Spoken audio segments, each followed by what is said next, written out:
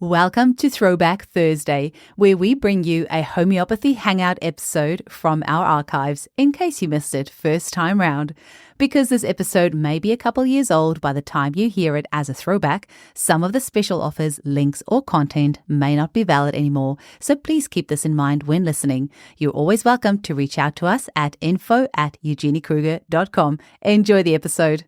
Today's guest is homeopath Patricia Maher, who is based in New York City, and she sees clients worldwide online. Patricia obtained her master's in homeopathy in 2006 under homeopath Louis Klein, and she also has a master's in social work from the City University of New York. Pat has been very active in the field of homeopathy, and she's published articles in Interhomeopathy, Spectrum, and Homeopathic Links, an international journal for classical homeopathy. She's also active in researching and developing new homeopathic remedies with a group of colleagues, and you can find their work at www.greatlakesprovings.com. I'll have it in the show notes as well. Pat also teaches homeopathy, and she's taught at Baylight Center for Homeopathy, as well as Luminos Homeopathy webinars and Zomeo. It's actually through Zomeo, which is Louis Klein's platform, that I completed some of her lectures on the insect kingdom a couple of years ago, and her lectures on the butterflies specifically is what really caught my attention. So I have been wanting to get Pat on the podcast for quite some time to introduce our listeners to the butterfly remedies and the amazing ways that they can help our clients heal. Pat is also a member of a group of homeopaths attempting to inspire homeopathy to address racism in its practices. This is something we will be speaking on today as well. And I also feel very strongly it's incredibly important for us to address this and find ways of how we can overcome this. Pat has also been an astrologer for over 40 years, which she says gives her the ability to synthesize information and understand what makes somebody tick. I know you're going to love this episode. Enjoy. Welcome to the Homeopathy Hangout, where we discuss all things homeopathy from around the world. And now my mum and your host, Eugenie Kruger. Hello, homies, and a very warm welcome to Homeopathy Hangouts. Today, we are hanging out with lovely homeopath Patricia Maher, all the way from New York. Welcome, Pat. Thank you. Glad to be here. It's lovely to have you on. I've been flittering about this morning, so excited for our topic, which we will get into shortly. But I wonder, can you tell our audience about how you were first introduced to homeopathy?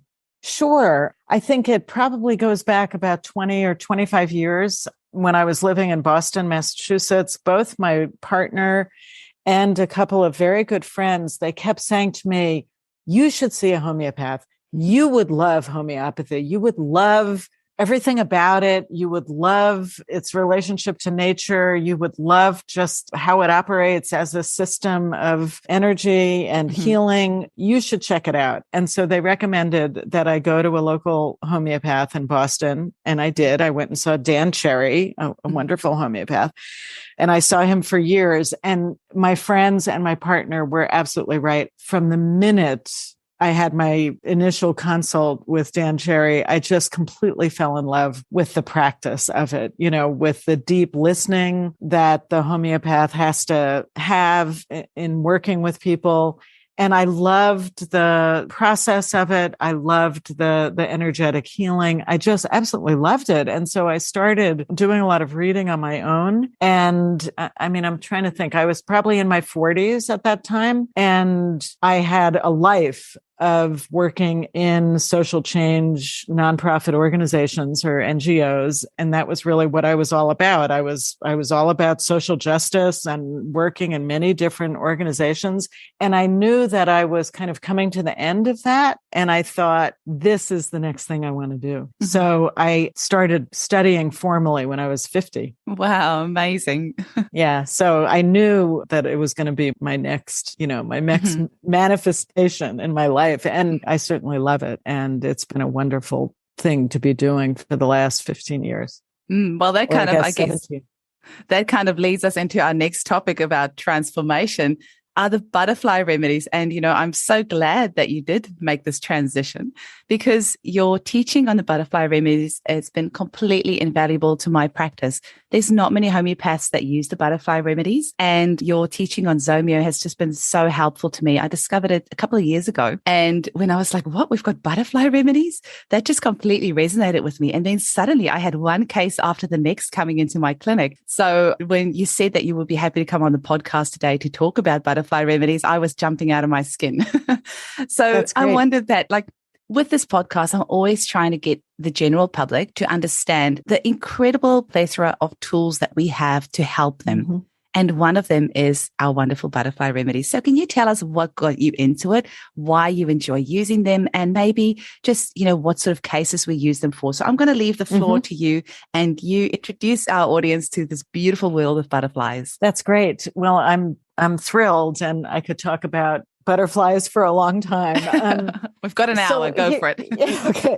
Here's the thing. Ever since I was a little kid, I have always loved insects, and I've had a very special affinity for all kinds of bugs. I was always collecting them. I was always talking to them. In my family, the story always was that my mother had been pretty viciously stung by a wasp when she was pregnant with me. And so the family lore was that I had been kind of claimed by the insect world, because I did, in fact, have a very magical relationship with bees and wasps, and I still really love them, and I've kept bees and stuff like that. I just love insects. And early on in my own practice of homeopathy, one of my main teachers, Louis Klein, did talk about remedies that are made from insects, and some of those remedies have been used by homeopaths for a couple of hundred years. The honeybee remedy, which is a very common remedy that many of us use for bee stings and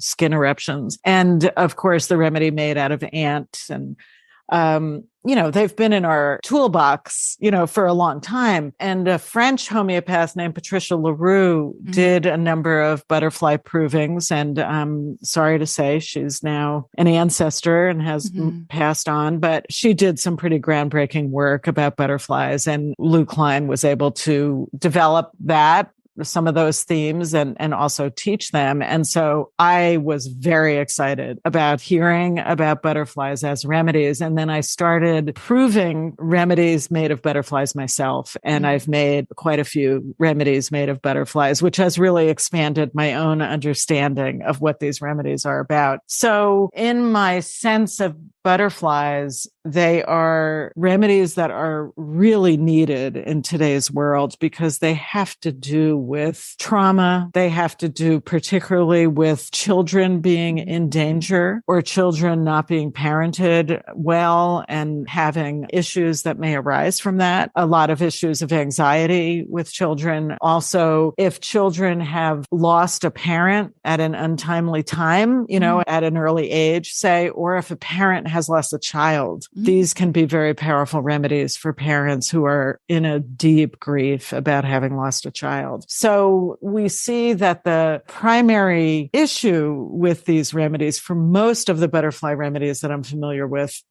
many of them, not all of them, but many of them, I think, are particularly useful for children, for adolescents, but they also can be useful for adults who are maybe stuck in a developmental stage and kind of can't move ahead in their lives.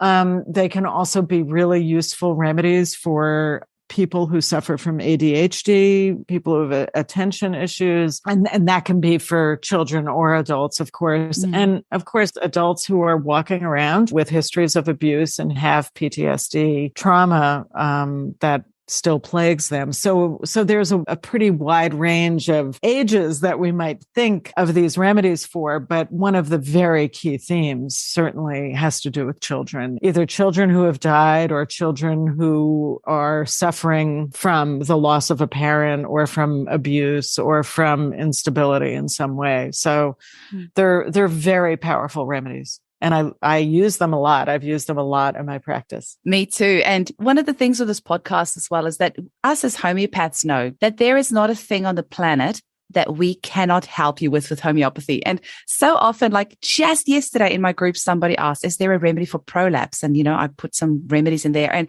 so many people commented, wow, there's a remedy for prolapse. I'm like, yeah, of course there is. There's a remedy for everything. But something that I think few people will think of homeopathy for is gender, if there's gender transitions, or children who are confused about, I want to use the correct terminology, but when there are issues surrounding gender identity, homeopathy is amazing. And I just want to say that because you never know who's listening to this podcast who might be struggling with something and think there's nobody that can help me. But I just want to say if this is something that you're dealing with, homeopathy can help as well. That's right. And in fact, because butterflies have so much to do with transition, and they can, of course, have to do with gender and with sexuality, that they can be very effective remedies. As you said, if somebody is trying to move into a particular gender identity and is having trouble moving towards that, these remedies can really be supportive to somebody who's trying to, to really claim a different gender identity or claim a different sexual identity or sexual orientation. They can be great remedies for that. They can also be good remedies for parents of children who are transgender, where the parent might be experiencing some grief over as the parent is struggling with trying to accept the gender transition or the gender change or transformation of their child. They may experience some grief at, but I'm losing my daughter or I'm losing my son. You're turning into somebody else. And that can be a struggle for the parent. And butterfly remedies can be useful there as well. Amazing. I wanted to share something with you that I found really helpful recently. I have Peter Fraser's book on insects, and he's got a good butterfly book in there, a part in there. And I have Patricia LaRue's book, and recently got Luke Norland's book called Animalia, and he's got bits on butterflies in there as well. A remedy that I found really handy with COVID and is the death head hawk moth. And in the theme, it says, feels she's being forced to do something she doesn't want to do. And of course, with the mandates here in Australia, so many people have been forced to be vaccinated when they don't want to. And this remedy has been so wonderful because people have incredible anxiety about this thing that they're being forced to do that they don't want to. And death's head hawk moth has been amazing. And, if you want to talk about symbolism, it turns out that one of my clients actually pointed this out on the movie poster for Silence of the Lambs. Yes. Actually a death head hawk moth that's over the person's mouth. It is. That was a big part of that book and of that movie. And, the death's head hawk moth has kind of what could be identified as almost a skull image on its thorax. Very interesting. It's a very powerful remedy. Now that's very interesting about the coronavirus. That's great. That's great to know. Yeah, I have so been loving these butterfly remedies. And another thing that I found it really helpful is with overeating. So somewhere where I found it really successful, and this was, you actually mentioned this in your lecture, is that people just eat and eat and eat and they can't stop themselves. And that's kind of when you're in that caterpillar phase, because the caterpillar has to gorge themselves before they go through that transition. That's right. And another one is obviously the affinity with the bladder. I've used it really successfully for people that say, I have to go to the toilet 5-6 times a night. It has an affinity for the bladder. It has the remedies have an affinity for the skin, of course. A lot of skin eruptions, a lot of skin outbreaks, eczema, or nettle rash, all kinds of things like that. It can be very, very helpful. And again, attention disorders, really effective. I was about to say to you that my eye can be a little bit flighty and flitty. And my son is as well. And I think if he was to be labeled, he would probably be slightly ADHD. I think I would be as well. It's just that I find everything interesting, and so does he. So when I first found out about the butterfly remedies, I gave him blue morpho. And Pat, it was an overnight change. I mean, I cannot describe to you, like one day I had this one person and I gave my son this remedy, and the next day he was so calm. Like it was unbelievable. Even I was blown away. But I have a question for you. I found the remedy didn't hold as long. So when I gave subsequent doses, it's like it didn't really have any further effect on him. Can you maybe talk a little bit about that? Also for the homeopaths listening that might be interested in exploring the butterfly remedies. Well, in my experience, the butterfly remedies are transitional remedies. Butterflies are all about transition and transformation. And in fact, as remedies, what I find is that they can clarify a state if somebody is really stuck. And usually there's a plant remedy that's right behind the butterfly remedy. And so a good butterfly remedy will support somebody to get through a stuck place so that they can move forward. And then the plant remedy kind of gets revealed. Now, it might be that your son needed a different butterfly remedy. If it really doesn't hold for even more than one dose, it might be that you need to look at a different remedy. But I do find that they're transitional remedies. And I think one of the best examples that I can give of that was a woman I was treating.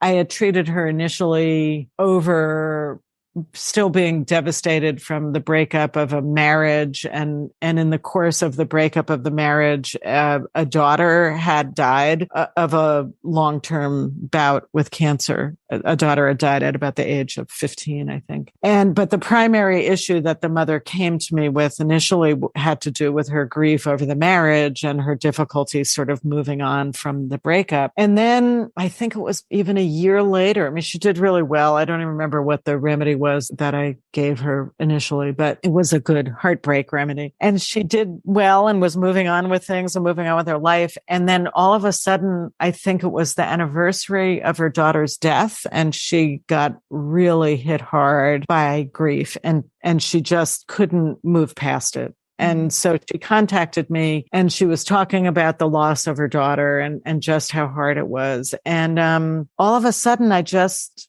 had this intuition that maybe she needed monarch butterfly. And so I said, I have a random question. I said, do you have a relationship to butterflies? And she said that she didn't, but she just started telling me that her daughter was obsessed with monarch butterflies. And her daughter would dress up as one and would often be a monarch butterfly at Halloween. And that her daughter's room, her bedroom, had a whole wall that was a big photo of a lot of monarch butterflies in migration. And I thought, okay, there it is.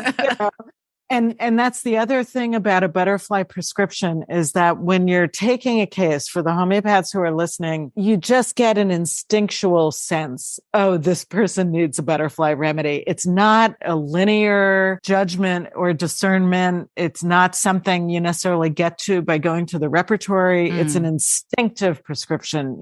Something will happen in the interview where you'll just get it, right? So I prescribed the monarch butterfly, and that is one incredible remedy, which is so much about motherhood and, a heartfelt, like nurturing Mother Earth, mother, and loss of a child. I mean, that remedy is really for grieving mothers, I just have to say, and probably also for children who've been displaced. And at the time that we did the proving of monarch butterfly, we did a meditation proving at a homeopathy school in Maine. And at the time that proving was going on, Donald Trump was putting immigrant children in cages at the border with Mexico. And so that issue of being ripped from your family, being ripped out of your own home, and being shunted away and taken away without any control, that really came up in the proving, actually.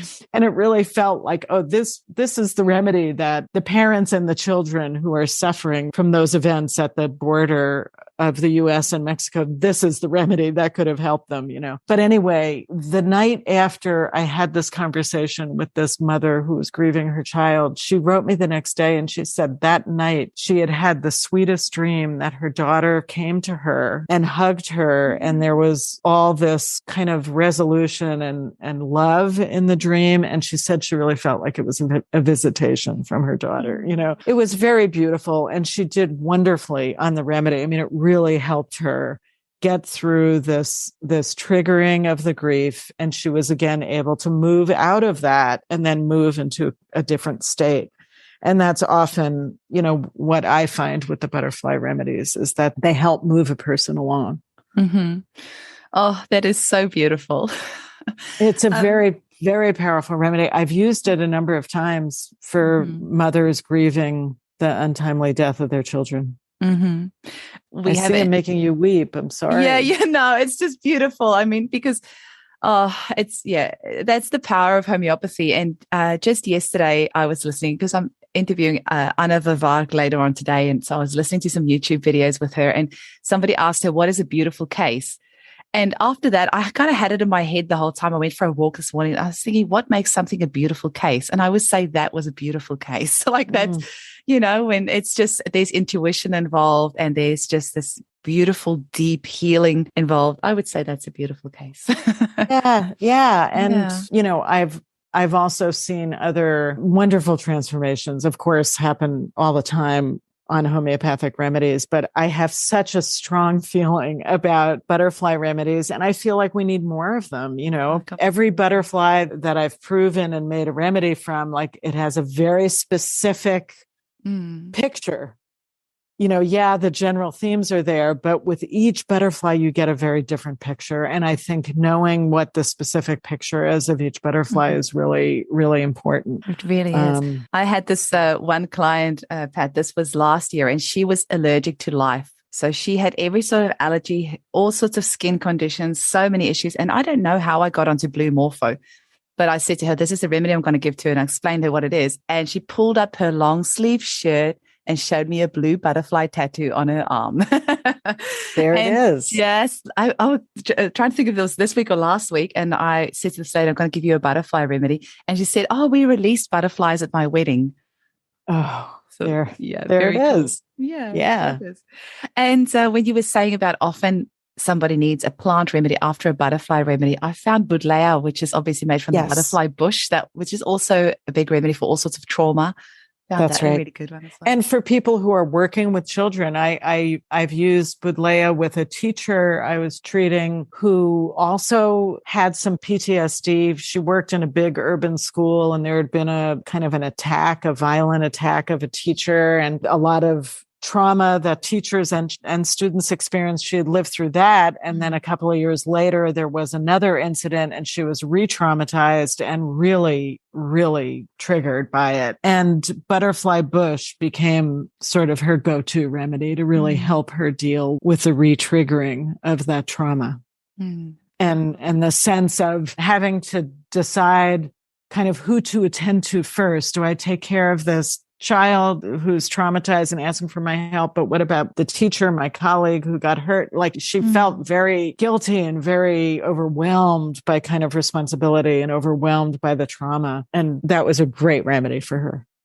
Beautiful. And, I think there is just such a strong connection in these remedies with loss. And I kind of am imagining that a lot of people who have lost family members to coronavirus might need butterfly remedies to deal with the overwhelming grief. I was in a meeting a couple of weeks ago with a number of people involved in anti-racist work, and it was a big meeting. There were maybe 100 people. And the opening question was, what have you lost in these years of the pandemic? And it was really striking how many people in this collection of 100 people had lost multiple family members. And, it was especially poignant because the people who had directly lost multiple family members were all people of color. There were Black people, there were Latinx people. It was very clear, like, wow, there's a stark dividing line. I mean, I know white people have lost people as well in the US, but the differential impact of the virus is pretty clear.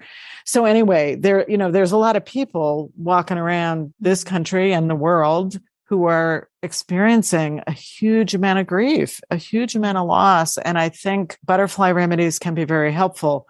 But I was going to tell a story, which was I was treating this 16-year-old boy a couple of years ago, a real sweet kid, very smart, very talented, very artistic. And the main issue was focus and attention deficit stuff. And his father had died a few years before, and he was still dealing with that grief. And the thing was, he and his mother had gotten involved in this sort of big grief group here in New York. And he ended up being kind of the poster child for this group. Like, he became this like public face for grief and for the grief of a kid who'd lost a parent. And there were just so many things about him, his interests in sort of metaphysics, his interests in world peace, his artistic ability. I felt very strongly he was a butterfly. And the butterfly that I decided he needed is called the silver-spotted skipper, which is a very common butterfly actually throughout the world. And when we did the proving of that butterfly, the attention deficit stuff kind of runs throughout all the butterflies, but there were specific things in that butterfly that had to do with art, had to do with music, had to do with technology, had to do with kind of feeling tremendous pressure to sort of perform and show up and kind of achieve, like all those kinds of issues. And it really fit this young guy. He has done great on Silver Spotted Skipper. I mean, it really helped him deal with his attention and focus issues. He was able to finish school. He did really well. It all kind of came together with that remedy. And he's been on that remedy a few years. So sometimes it can hold. Wow. It's interesting. Yeah. Very interesting. Now you kind of touched, well, actually, are there any other cases from your clinic that you want to mention for us about butterflies? I have so many. Oh, no, sorry, I'm putting you on the spot there. No, it's great. There's a remedy that I just had made recently. I have somebody I've been working with for a long time who has chronic gout. He's a wonderful man, very talented, very intelligent. He's a lawyer. He's really involved in environmental law. He's very, like, the word that comes to mind is like kingly, like he's got like natural leadership abilities, and he's this deep, committed, wonderful guy. And, chronic gout. And we've worked through many remedies over the years, and the remedies hold for a while, but then the gout always comes back. And then one day we were talking and he said, I have to take care of my people. He wanted to kind of work less so that he could pursue art. But he was really saying, I can't leave my work. I have to take care of my people. I'm responsible for my people. And when I heard that, those words reminded me of what had come out of a meditation proving 6 months prior of the tiger swallowtail butterfly, which is a very ubiquitous butterfly here in the United States. And there's an East Coast version and a Western version. It's a big, beautiful butterfly with big, visible black and yellow patterning, gorgeous. And it's, those big swallowtail butterflies, they're big, they fly in this languorous kind of way, and they can because they don't taste good. To birds. So they can take their time flying, right? Oh. We can enjoy them. Whereas a lot of the little butterflies are fast and darting and those are the tasty ones. So they have to fly really fast. Anyway, the tiger swallowtail, we had done a meditation proving of it. And in that proving, and do people know what a proving is? Do I need to explain we've had that covered. Yeah. But I mean, you can run through that again because, this might be somebody's first episode. Well, it comes from the German word Prüfung, which really means test. And it's a way to test out a homeopathic remedy before we use it as a remedy, where we get a group of people together and we either take a dose of the remedy or create the remedy, and whatever people experience in the course of that process gives us information about what the remedy is for. And it's a very powerful experience because we're really asking the substance, whether it's a plant, mineral, animal, whatever it is, we're asking that substance to reveal itself to us collectively, so that we know how it can be used for the healing of our planet. I mean, it's a powerful thing to participate in proving. And so in the case of the tiger swallowtail, we just did a meditation proving of it. And in that proving, and that's where you meditate on the image of the substance and then record what comes up for people. And in that proving, it was like, Moses, gotta save my people, Wow. It was this powerful leadership quality. I have to care for people in trouble. It was very strong. So when this patient of mine said this thing in his interview with me about having to take care of his people, I thought, and he's stuck in his life, like he can't make this transition he needs to make. I thought, oh my God, this is the tiger swallowtail. So I had to make the remedy because it didn't exist. Wow. So then a friend of mine, another homeopath, and I did a process of creating the remedy. And we also used that to get more information about the remedy. And we kind of saw the shadow side, the underneath side, which is all about kind of corruption of power and misuse of leadership. So you see the opposites in every remedy. In addition, I just want to say before we move on that another big theme in butterflies is people who've experienced war, people who have experienced bombing. That is a theme that shows up in proving after proving for butterflies. So, again, if we think of anybody who's lived through that kind of thing, but I've used this remedy effectively for people who, for an Iranian immigrant who lived through the Iran-Iraq war and lived through bombings and had a lot of kind of panic and anxiety and PTSD left over from that. And she also has done very well on silver spotted skipper. So in the reason it came back to me about war and bombing when we did the tiger swallowtail meditation, proving the imagery of bombing of communities was very, very strong. It was a very explicit image that came up to a number of people in that proving. And when we did the silver spotted skipper proving, there was a lot also about war and threat, and particularly about the Middle East. So we see these themes that run through specific butterflies that are very interesting, I think. So did your gout guy do well on his remedy? Yes, he's doing great. I think it's been over a year. He's doing really well. Amazing. Yeah. I mean, we'll see. Fingers crossed. Yeah, that's incredible. Yeah, he's doing very well. And I think of that remedy as being very much about leadership. Now, you very quickly touched on our next topic, which is racism in homeopathy, which I don't know if anyone else is talking about this, but it's something that on Kelly Callahan's podcast, 1M, a couple of years ago, I heard an interview. Maybe it was with you. I'm not sure who it was with, actually, because it was ages ago I listened to it. And they mentioned just about how, there is racism in homeopathy because a lot of our materia medica, or a lot of our repertory, when we look at skin diseases, particularly, for instance, it will tell us how something will look on white skin, but not necessarily that it's going to present differently on darker skin.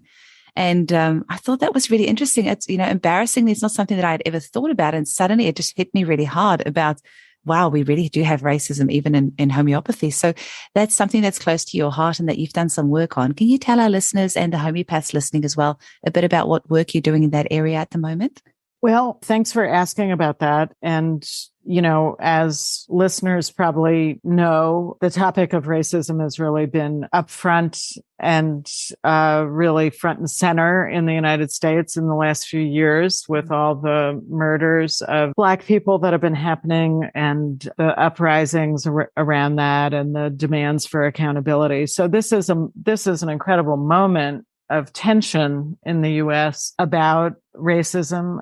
On a positive note, really hundreds of thousands of people of all races stood up for racial justice for the first time in their lives, in the last couple of years. And that's an amazing thing. Like for the first time in U.S. history, like tons of people who hadn't ever realized what an issue this was. But when they saw the videos of the police officer murdering George Floyd, it was just really stark. So there's been a lot of attention and a lot of desire, a lot of grappling. I think that people in all kinds of fields are, whether it's other fields of alternative medicine, whether it's fields of, everybody is kind of having this reckoning moment, like, oh my God, like we haven't thought about this. So here we are, at least in the United States, the field of homeopathy is overwhelmingly white. Unless you work at it in the United States, most white people are not really directly engaging with people of color socially. There's been a study done that really looked at the racial makeup of homeopaths and also who we treat. And, most of who we treat are white people. We're mostly white people doing the treating. So we're in our own echo chamber. We're not having to think about it in a sense. We're not having to deal with it. But more and more, what's coming out into the public sphere are the very real health disparities that people of color experience in the United States, the high levels of diabetes, high blood pressure, kind of the metabolic syndrome that leads to poor life expectancy, poor quality of life, the outrageously disastrous maternal child health outcomes for Black women across class in the United States. Like the facts are all there, but we're not thinking about it as homeopaths, right? And we need to be having a deeper understanding that the level of trauma that people of color live with in the United States contributes to ill health. It's a factor that makes people sick. If you're living with that kind of stress, if every time your teenage son leaves the house, you're worried about whether he's going to come back alive or dead, that's a level of worry that those of us who are white don't have to have. We don't have to worry about that. We don't have to carry that level of constant trauma and threat kind of from the society at large. So about a year ago, there were some people in homeopathy, including Kelly Callahan, who were saying we need to be talking about this in homeopathy. Like after George Floyd was murdered, every other group of kind of alternative medical people, acupuncturists, et cetera, they were all making statements, at least kind of condemning his murder and saying racial justice needed to be dealt with. Homeopathy was like silent. So a few people pulled together a group, and I'm honored to be part of that group. There's about a dozen of us. We're from all over the country. And we've been meeting for about a year to try to figure out how to raise this issue within the field. We're trying to educate ourselves. We're trying to kind of find accountability partners with people of color who are active in homeopathy.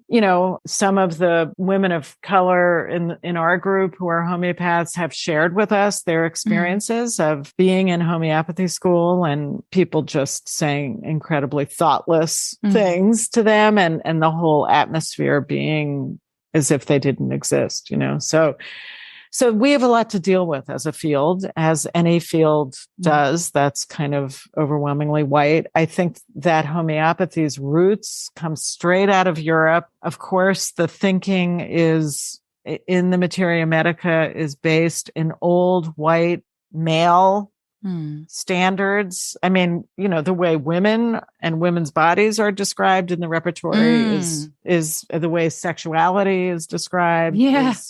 There's a lot of issues with the old information. It's very dated. It reflects the prejudices of the time. Even the way children are described in the books. That's right.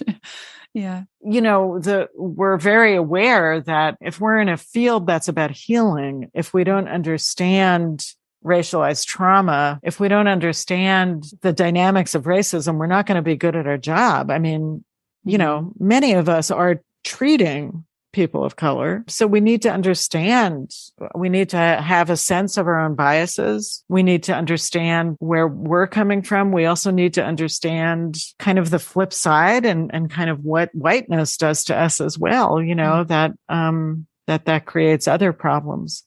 So we're struggling with trying to figure out how to affect people's thinking in the field. I think that there would actually be a lot of support among homeopaths on the ground for trying to raise this as an issue. I think that, trying to get the schools to deal with it is another matter. But I would say that, without a better understanding of racism and its impact, most of us are not qualified to actually treat people of color.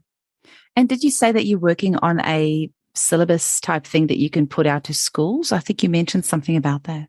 it's not a syllabus. The accreditation body that sets standards and competencies for what makes a homeopath. What does a homeopath have to study? What do they have to be able to do? What do they have to know how to do? They are updating their standards and competencies, and they asked for comment. And we put in a number of comments to push the language to basically say that there needs to be attention given, there needs to be education about different cultures, that there has to be attention also to gender and sexuality, and that all of this has to be part of how we're thinking as homeopaths. And I imagine there'll be some resistance to that, but I think there'll be some welcoming of that as well. Absolutely.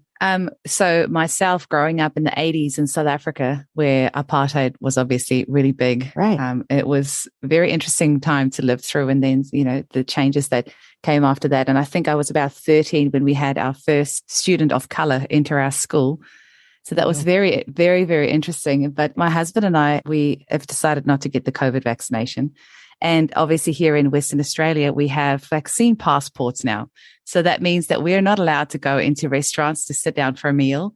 We're not allowed to, do lots of things that previously, was never an issue. But now if you don't have the vaccine passport, you're not allowed in a lot of places. So he's also from South Africa, and we've had some really interesting conversations just about how that's affected us. And I am by no means even pretending that I understand what it must be like to be a person of color, being discriminated against. But it has been a very interesting exercise for us, suddenly realizing, oh, we can't just walk into this restaurant.